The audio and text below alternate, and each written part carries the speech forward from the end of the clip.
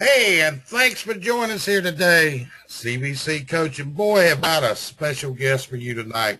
I've invited my friend, my colleague, Mark Stoner, to join us tonight. And what is it going to be? It's just going to kind of be a conversation with myself and Mark. Hit him with a couple questions. Hey, maybe we catch him off guard. So anyway, Mark, hey, he's a guy that owns Ashbusters. Everybody knows about Ashbusters, but Mark's got a lot of other business interests out there. He's out there dealing with, he's got a metal fabrication business, top hat, outdoor, top hat fabricators. He's got top Right. hat outdoor living. He's also got other business interests and keeps exploring. I'm going to tell you about a new thing he's going into. We just found out going to take him to a whole new level on down the road. So, Mark, appreciate you being with us tonight for this Stay the Course. Hey, Jerry, thanks for inviting me. I'm excited. Appreciate it. You got it, man. So anyway, I heard the term from you a few years back. Me and you started working together, and you said the word "stay the course." Can you tell me what you mean by "stay the course"? Whenever you told me about that. Well, I can. For many years, I actually tried to not stay the course in the chimney business. Believe it or not, at one point was kind of embarrassed that I was in the chimney business. I wanted to play music. I wanted to be a rock star, then country music star, and so for many years I just kind of did chimneys on the side and did other things, and was always looking to not stay the course. I wanted to do something else, and it just seemed that chimneys kept working for me. It just kept being the thing that I could come back to. I was good at it, and it was relatively easy for me. And what really changed my whole life and the focus was when I really decided to stay the course with the chimney business and drop the other things. And then I kind of started to really get momentum. And that's one of the most important things you can get in business is momentum. And as I started to stay that and do that, some people also call it grit. When you've had bad things happen, when you've had a lot of adversity, but you stay through that and grit through it, I find that that's been probably one of my secrets to success and secrets to getting through where the things that a lot of people stop at and say, I just don't want to do this anymore, I just can't do it. It's just the fact that there is no plan B. This is it. This is plan A, and we're going all the way through it. Well, that's really great. And like I said, you brought those words to me. And one thing after I got started knowing you, Mark, and really, we didn't really get to know each other good. We were practically strangers. We knew each other when I started working with you some. And one of the things I picked up was when I got around you was network marketing. And to be honest with you, you told me about BNI and other things. And, everybody knows that and thinks you got all rich and famous because you fix leaky chimneys. But you told me Right. one time people don't understand that was like a 6-year thing of building networks. So tell me, how important is network marketing in growing a business? So I find network marketing has become one of the most important things I do every day. And network marketing, a couple things have happened because of it. One, I got to know a lot of business owners and people who are moving and shaking in the Nashville area. And if I want to roll out a new product or a new marketing idea, and I tell 40 business owners about it every week, and they start to know it, that's my sales force. I got 40 people out there that are talking about me every week because that's part of what we do.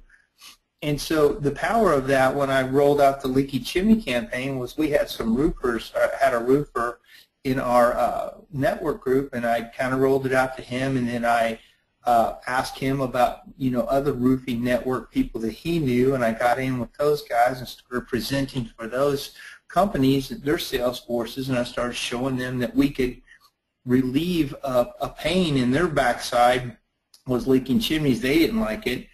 And so when I proved that we could take that from them, that network marketing really gave my Leaky Chimney campaign legs.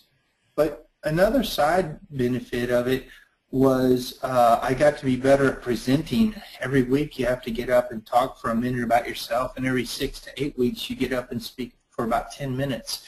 And I got to understand that one, I wasn't so afraid of it, but two, I kind of could connect and kind of could speak in a way that was real for a lot of people to just listen to, and it's actually opened a lot of doors for me. If you can speak publicly, it's amazing what other opportunities can come your way. Lastly, the network that I developed around me has spun off and has helped many other chimney companies in this industry. Spark Marketer comes to mind. They're probably one of the biggest website developers for chimney companies, and I know you have worked with them a lot, Jerry. Also, Direct Connect Marketing. I've got another company, Sublime IT Services, and and then Ryan Vanette, who's with MediaTree. We all kind of were in a network, and then if it could work for me, it could work for other companies. So the chimney industry has gained a lot from network marketing in a roundabout way. Yeah, you've pretty well, you know, a lot of times I tell people there's a real brain trust in that BNI group you've got there in Nashville. You know, it's like every time I turn around, it's like, in fact, later tonight, my brand new website hopefully is going to roll at any moment now that we've been working on for a long time, and I've seen. I'll let you review it, and I'm really excited about that, what Spark's doing. And that was a connection from you to me, where I knew they were, you know, they were really exceeding all your expectations, where they'd shot your business up to a whole new level. So what? You know, in Nashville, there's a real creativeness to Nashville because of music and because of a lot of the types of people that are here. So there's a lot of dreamers here in Nashville that want to go for higher levels, and you're kind of seeing some of those people. So I'm glad it's working out. Oh, it is. You know, they're really, you know, that's what's really great. You know, when I got in touch with Spark and started, you know, and then recommended them to other people, it's like, you know, all I want you to do is make my customers happy. I want you to sell for them. You excel for me. That's all I need. So tell me something. Guy like you, you've traveled the country, you know, you performed in a band, you've been on Jimmy Dean show and all other kind of things in your life. But where does a guy like you get inspiration? Because you're always coming up with new stuff. So where does your inspiration come from, Mark?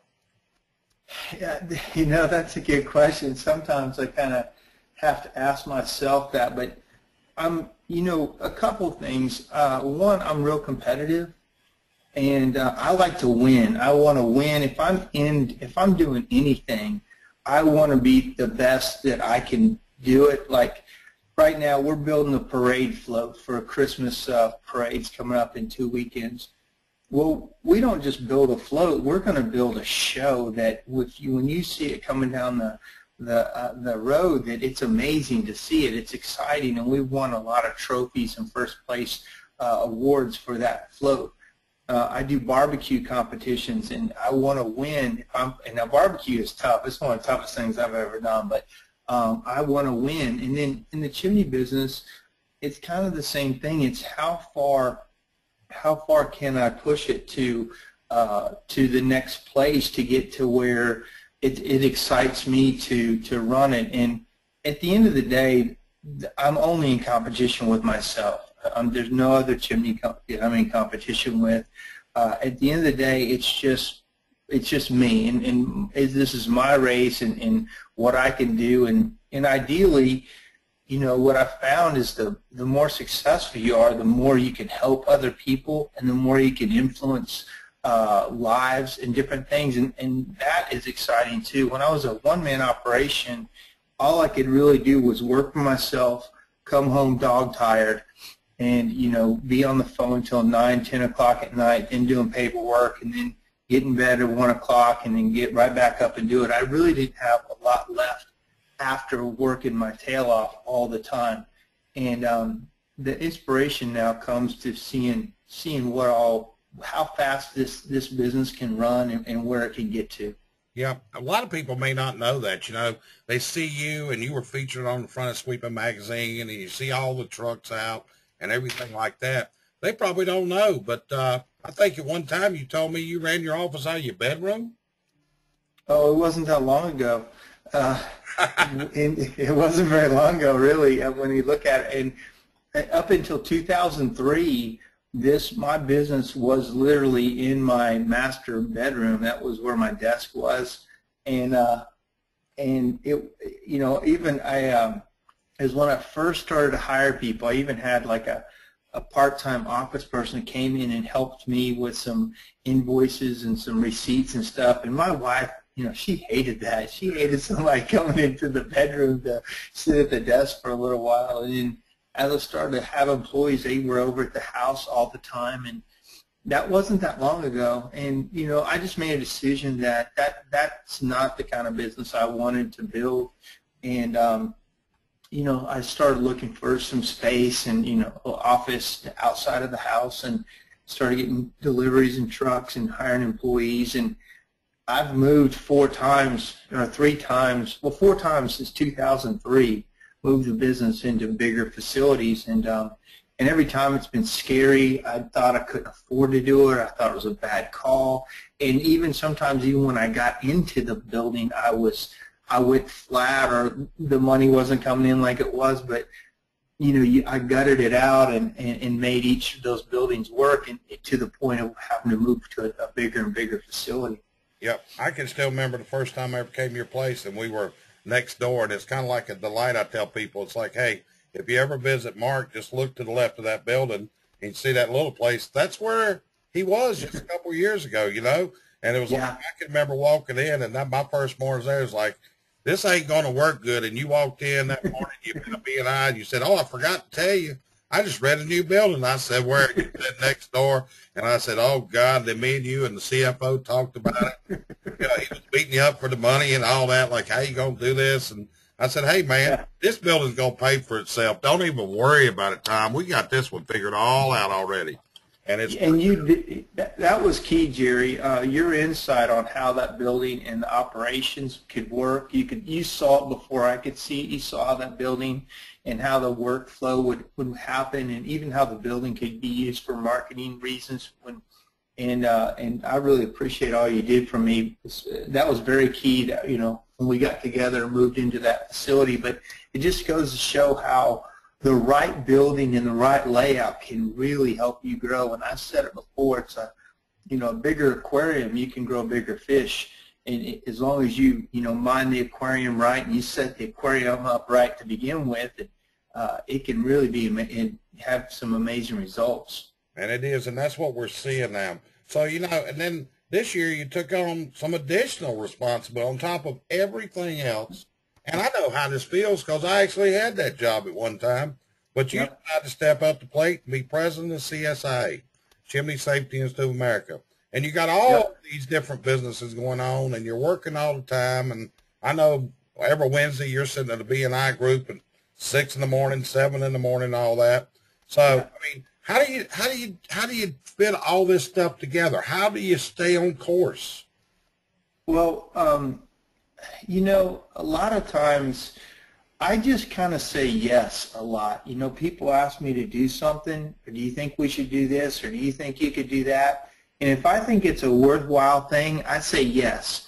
Now, sometimes it can get you in trouble. You get a little overloaded. But what I really figured out is how to manage my time better. And you know this from working with me, is I can really stay focused on a thing and get it underway and get the power, and then I can move my focus to something else. And I don't multitask that well at all, but I can stay focused on something, and then I can move to the next thing and the next thing. So, the CSI, I actually tried to be a director for NCSG at first, and there was some certain things happening, and it wasn't a good time for me to get into NCSG. So when the slot came open for CSIA, when NCSG and CSIA split, they asked me to be a director, and of course I said yes. I'd love to help and like to give back and really understand the education part of this. And they asked me to be the treasurer, and I said yes. And they asked me to be the vice president, and I said yes. And they asked me to be president, and of course I said yes. So it's a lot of just saying yes. And then I was part of my first duties, or part of my duties recently, was to hire the executive director. I was the chairman of that committee, and hiring a good person in that role has helped me a lot as president because she's got a good staff with her, and I've got a really phenomenal board of directors that are around me, and all these guys are workers and they're doers and they're execution guys. And when you have a team around you that gets stuff done, you know, they can make you look good. I just kind of help provide some direction and, you know, kind of a vision, and I've got a great team that just hammers it out, and we've got some really nice projects that we're working on, and some kind of game-changing things that are going to come to light in the next couple months that we're real excited about. So it's a good team, and it's just lastly, I mean, it's reading. I've read a lot about leadership and how to lead people, and that was key. I wasn't really a good leader for a long time, and learning how to lead people can make you go a lot faster when you get people that like to follow you and like to be around. They'll do really good work for you because that makes them feel good and kind of makes you look good, but I got a lot of help to do it. Well, you know, that's what I used to tell people, you know, when I was president. It's like, you know, committee chairs, hey, tell me what you need and I'll stay out of your way, you know, because you're the one that's going to carry the ball. And the neat thing is you got all these ball carriers and you're the quarterback, and actually you get the credit for a lot of people's work that they work for. And so it makes you feel really good. But, you know, from somebody that said that, say, you know, I think you're doing a really great job there and where you're going to. But you mentioned something a while ago about hiring a new executive director. So I'm going to kind of back you around. Right now in your business, you've got an excellent general manager. I know her very well, very valuable person there. But let's say that you needed to hire a general manager and you wanted them to work for you and take over total management of Ashbusters. Take it and run. And you're going to do other things. What's a trait you'd look for in this person? What would be your thing that would tell you this is the right person to do this? You know, that's a tough, that's a great question, and it's kind of a tough answer. What I really, you know, there's two ways to look at it. You want to try to look for someone that's like you and has your mannerisms, or are you trying to hire somebody to the next place? And I think the best thing, this may sound kind of weird, but I really like to be surrounded by people who are what I consider givers. They give of their time, they give of theirselves, and when you're around a person that is like that, you know, John Meredith comes to mind, you come to mind, Jerry, Tom Urban comes to mind. There's people that come to mind that are very much givers, and I would want a person to lead my company that has that, you know, as their core value, but then also is, you know, is tough. My CFO says, you know, that he likes to just ream me for being a nice guy. He's like, but I'm learning how to be nice but not take any crap.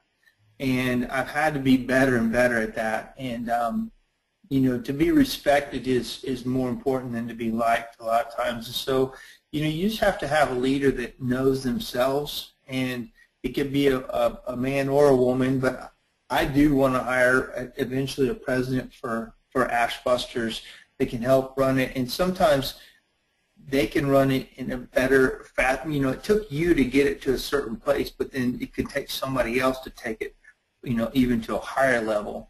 And a lot of leaders get stuck at a certain place that they can't take it any further. And so I would look for a person that could take what I've done and go on. But at the same time, I would use a lot of my mentors that are around me to help me select who that person is. Because I sometimes, it came out when I was selecting the executive director, I kind of tend to believe everybody's good side a little too much. And so I was ranking everybody really high, and Hope Stevenson was helping me on the committee, and she would rank everybody low. So I said, you know, we were a good team because we could kind of meet in the middle and figure out which one was right. So I kind of need some people to balance me to figure out probably who the next best person was. But if anybody's looking to do that, I would just seek counsel from people you respect and can help you with some of those decisions, because sometimes you can be too close to it and you can't really see see what you need to see if you're right on top of your business. Yep. And, that kind of takes the next question I had here. And you mentioned a name a while ago, John Meredith. And John Meredith, to be honest with you, and I think I've told you this, the reason I went into coaching was a conversation with John Meredith in Hartford, Connecticut some years ago, in 2010 to be exact. And John and I had breakfast, and, John has been one of my mentors. In fact, I talked to him the other day. And like I said, so tell me a little bit, you've already touched on this, but what's the value in having mentors like that you can depend upon? Because I know you've got quite a few. I do, and that's been one of my, some people say, why do you have so many mentors and people around you that you pay for their counsel? And, I've got people, financial people, operations people, just business coaches like yourself who could see operations, and you help us train. I've got other mentors in different areas that I don't have time to know enough, and I also have really realized there's so many people out there that know things that I don't, that the main thing is that I listen to them, and I want to be a good student. If Jerry, you tell me I really need to do something, me as a student, I'm pretty good at getting a lot of it done. Now, I don't necessarily always do all of it. Like you tell me I need a personal assistant, and I agree I haven't got there yet. But, John Meredith had many things he said I should do, and I did them. My mixed group came in and gave me 100 things that I needed to do for my business. And if I believe they're right, then my thing is to get them done. And so throughout the people who are mentors of mine, the best way I can kind of honor them and, not waste everybody's time is to do what they say I need to do. Most of them they just want it. They want to see me succeed, and I know that they're where they're coming from is a place that it's pure. It's not greed-driven. It's not necessarily even to their own benefit. It's because they want to see somebody win, and I like that. So the best thing I can do is just execute on what they tell me to do. And the truth is, I have really benefited from that, and some amazing things have happened because I just listen to people and just do it. Yep. Let me ask you this. I know a lot of people have visited with you. Sometimes I kid you about running Stoner University there and how much time it's taking you. But, a lot of people visit you. When they visit you and you see them later and they're meeting what they do, does it give you a sense of pride that you had something to do with that? Completely. When they're with me, I just ask them to do one thing when they leave. I don't charge. I don't, I spend a couple of days with them and show them what we do.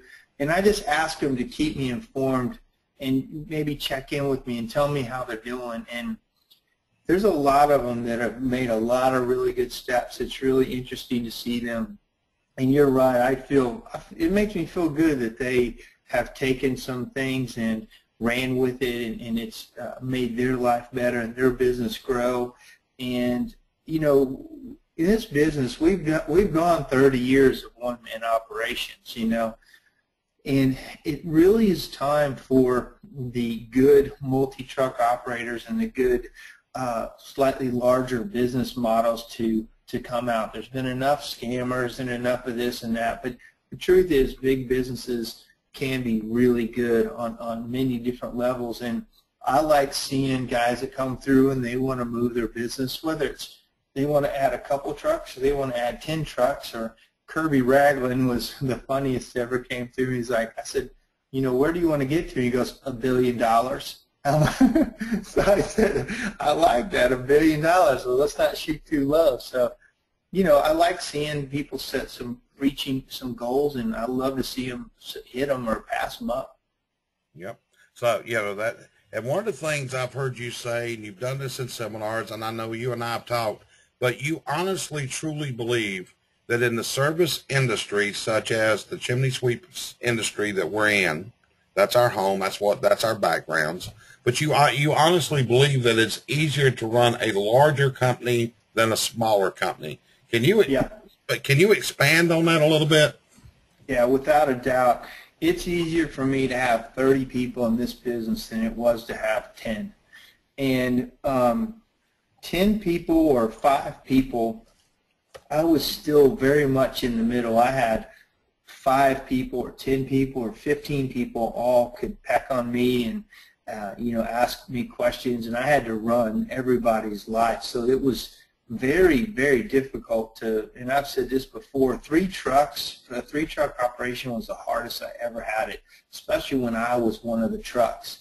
So not only did I get the worst jobs, had the hardest jobs, I then had to have everything else ready for everyone. And it only started getting better when I really got to about 4 to 5 trucks, and then I could run the business.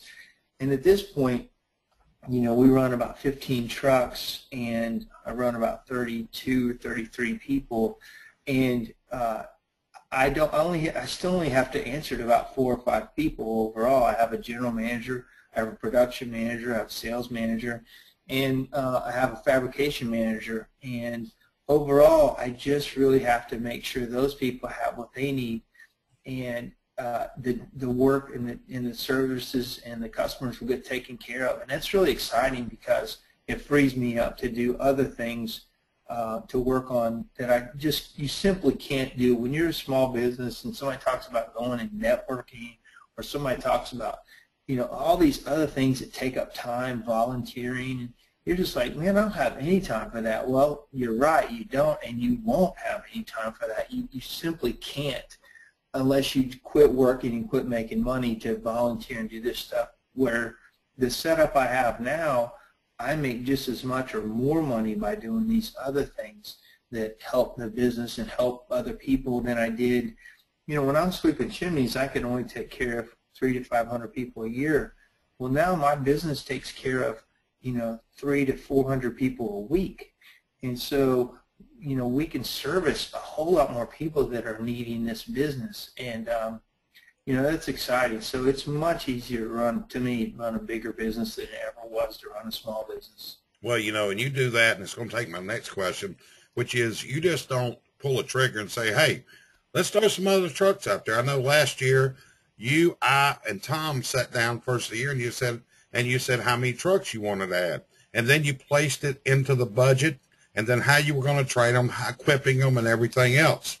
And, in your budget, you've dedicated, in fact, you have a training center in the house. It's really neat, which was going to be a storage area, if you remember correctly, when we first said, yeah, I'm going to store all my junk up here. It's like, oh, no, you're not. Give me a break. It looks just like it's there. But anyway, you've dedicated a part of your facility, and you dedicate a good bit of, you dedicate hard dollars to that. And, is this a benefit? Have you found that in-house training has benefited your workforce? So, yes, I had tried to have some small conference rooms and do training in there. And when I moved into a new building, you're right, I had a storage balcony area that I simply didn't see that as a training facility, and you saw it immediately. You said, put up some walls here, do this, do that. This would be a great training room. And so that really began me training weekly with my staff. But if you will train your people well, your life becomes easier. And even if you lose some of the guys that you've trained, and some people don't want to train people and don't want to certify them because they think they're going to lose them, well, you will lose people. That's a fact of business. But that shouldn't stop you from training, because every time you train, you bring everybody up another level. And when you might lose a guy or two, but the next guys that come in at a higher level. My guys now, in 1 year, they know more from working at Ashbusters than I knew probably the first 10 or even 15 years of being in the chimney business, because we operate at such a high level, and they see so much that they are very well trained. And every time I bring them to some type of training course, or I hire trainers to come in, we go another level, and it's all you have to really do is look at our gross numbers and see how much we grow every year. And it's the more I dedicate to training, the more, one, I could sleep at night because I'm confident my guys are good at people's homes. They are as well trained as anybody in the business. And it makes my life a lot less stressful, and consequently, you make more money at it. That's it. Wes, and like I said, I've been involved with training your guys going, almost 5 years now. So I started working, from an open seminars to when I come up, and, it's kind of like, feel like, these guys, I know them, I can cut up with them, Yeah. I hope they respect me. I think they do, and I think they learn a lot. And it's really to watch them there and watch them where they're wanting to go, and the serious. I watch them on their Facebook pages, and it's like I watch them. They're serious about their families, and they're getting nice things in life. And that brings me. Yeah. You got a really busy business life, man. I mean, but I tell you, it really shocking because you take the time to spend with your family still. I mean, I saw the other day you and your daughter were at a shooting range one day. You got this little blonde learning how to shoot a handgun, okay? He was killing those zombies on that target. But, a while back, I was working really late every night, and it wasn't anything for me to work 8, 9, 10 o'clock at night. And Jim Brewer, told me, he said, "Mark, you're working too late. You need to be going home at 5." And I'm like, 5? If I went home at 5, I felt like I only worked half a day. I didn't feel at all like I should go home at 5. And I was working every weekend and that type of thing. And, I started realizing I really, there's a lot of things in life that I want to do, in that it would. Whoa, where'd you go? Back on, go. So Jim Brewer had told me that I need to not be working so much. I was working late every night, and he said, "You really need to be getting home at about 5." And like I said before, that I thought if I got home at 5, I was only working half a day. And I felt like I really needed to be working till 8 o'clock at night or 9 o'clock at night. Well, my wife and I like to travel, and I started coming home at normal hours because I had people that could get the jobs done. And then we'd start traveling a lot on weekends, and I like riding motorcycles. So I really started to enjoy owning a business that worked without me. If you have a business that won't work without you, it becomes a business that you really don't like to run very much. And John Meredith told me that a long time ago. He says, if it'll run without you, you'll love your business. If it can't live without you, you'll end up really hating it. And that was true for me anyway. I really understood that I really enjoyed life a lot more if that thing will run, and I make money whether I'm there or not. And my employees like it. They like that I don't have to be there all the time. In fact, they don't want to call me when I'm gone. They don't want to bother me when I'm gone. They like to see me, because it gives them a chance to spread their wings, and they know how much I've put in to provide for them to have the job. And so it's really become a business that I really enjoy running. Well, if we never get you that personal assistant, you tell Terry we're going to bring up some more. It's all on you, bud. And yeah. So anyway, you've run a lot of businesses over the years, and you own them. But I know now you're entering businesses. Like I said, you've got several different business endeavors going, and you're partnering with other people now, and you've got some really great partners in what you're doing. So how do you determine who's a great partner to business with? Who's a great person to be a partner in business? Well, I've owned probably overall maybe 10 different businesses, and most of the businesses have failed, or I sold them early on without really making much money. And most of the times, some of the ones that I had partners with didn't work. I think Dave Ramsey, I was listening to him one time, and he said, the only ship that doesn't float is a partnership. And so I was afraid of partners for a long time, but later on, when you really kind of see how people work and how they work under pressure, and then also how agreeable they can be, because the biggest thing in partners are, one, a lot of times everybody doesn't work as hard, and one guy works harder than another, and secondly, how you handle problems. And recently, I've gone through, I've got 3 other partners in a new corporation that we formed, and it's really neat to see how hard everybody works, and then even if we have a disagreement, how we can come to a compromise. And even in the hardest of things, we can compromise, we can respect each other. That's probably the key, is respect. The partners I have now in some of my businesses, I respect them tremendously. They're some of the smartest, hardest working guys in the industry, and it's just exciting to get to work with them. And so that's what I look for in a partner, is somebody that can really bring a new part to the game and is going to work as hard as I am at it. Yep, and knowing this business model, I think you got an excellent group of partners there, Mark. And, Yeah. recently you did something completely new. In fact, this has probably excited me more than anything since I've been working with you. And that was, you recently spent some time with a guy. You went to Phoenix, Arizona, and you met with a guy, and you spent some time with him. And it's a guy I've admired for years, and he's a guy by the name of Larry Winget. And, Larry's got a, shall we say, very unique way of speaking. He's kind of direct. I don't know how you get to be that direct in life. But right. So tell me, just where do you see this taking Mark in the future? So I was on a webinar, and it was with Larry, and he was doing a thing where you could come and spend some time.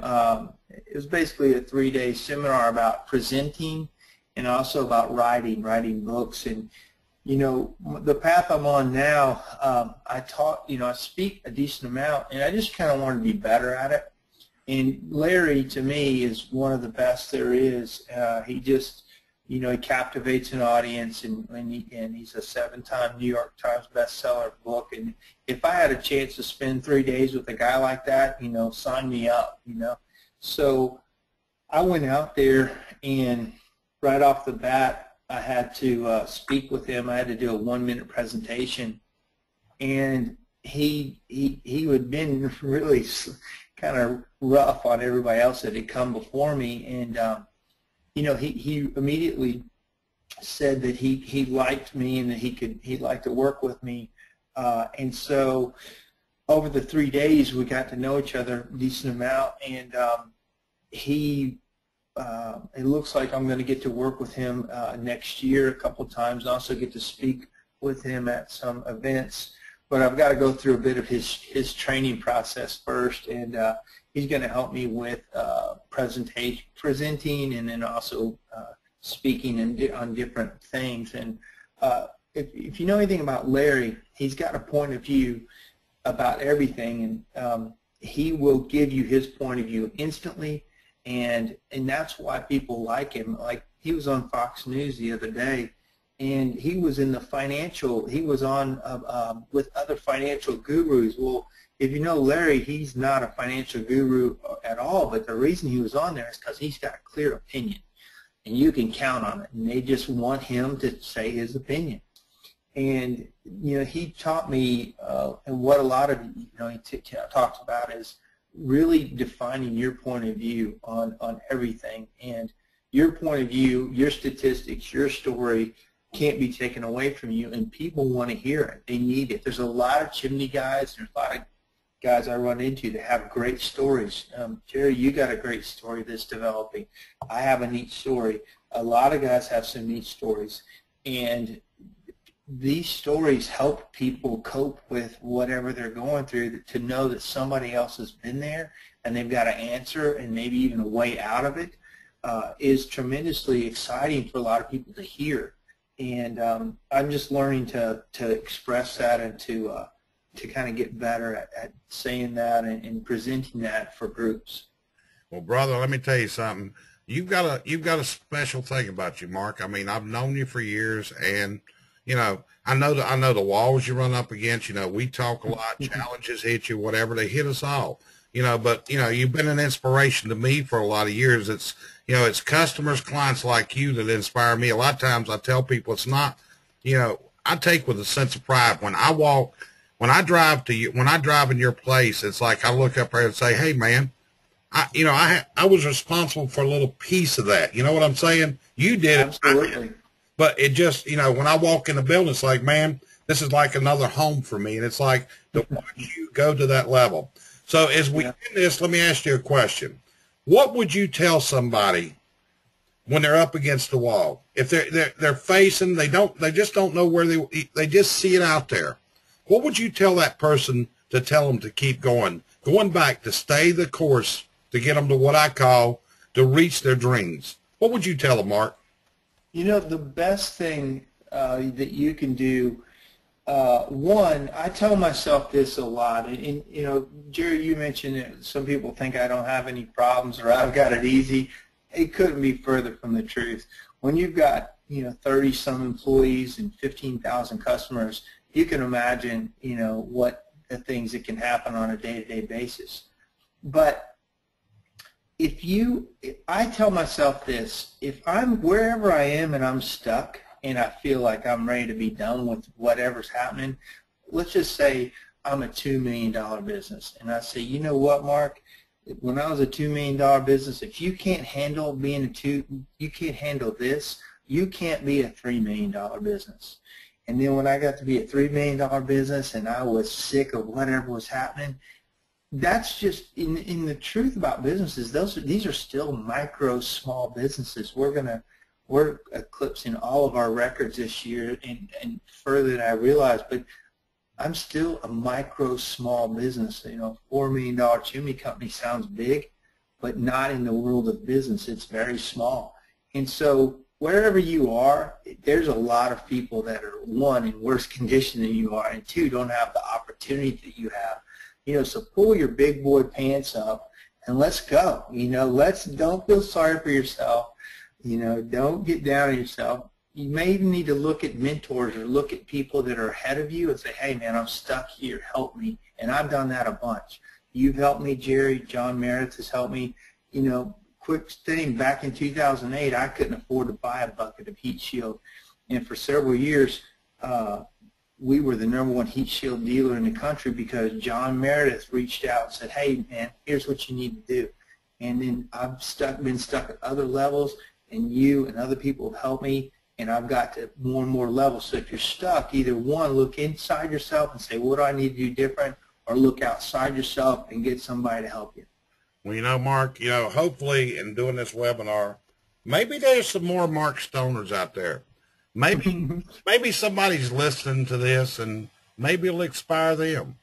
Maybe it'll. Well, everybody's got their own story. There's a lot of really neat stories that are developing in the chimney world, and you coach several of them, and I've talked to several of them, and we're still an emerging industry, and there's a lot of work to do and a lot of neat people to come forth and help lead this industry. Yep, there are. Well, my friend, it has truly been an honor. It's been a pleasure to have you on here. And like I said, hopefully, hey, I think this will inspire some people. I think it'll open up some eyes. I think that everybody might realize maybe Mark Stoner has problems like everybody else, but what Mark Stoner has to get up in the morning, put his big boy britches on and handle it again, right? That's right. Every day. I'm just a normal guy just out there hustling. Yeah. So anyway, I appreciate everybody joining us tonight. We hope this thing has been of value to it. Be sure to share this with other people. These are put on. We put these on. There's no charge. It's just it's a way that CBC Coaching likes to provide value to our customers, and not only to our customers, to anybody we can help. Because like Mark said, it's all about watching these trophies develop in the industry. So watch for us. Hey, we got some more neat webinars coming up. And we're going to talk to guys that got small companies, big companies. We're going to talk to lean experts. I mean, Mark, one of the things I'm going to do is we're going to do a lot of this kind of stuff and try to help people get to where they're going. So I appreciate you're my lead off in this whole thing, and we're going to see where we go with this down the road. But I really want to appreciate you tonight, my friend.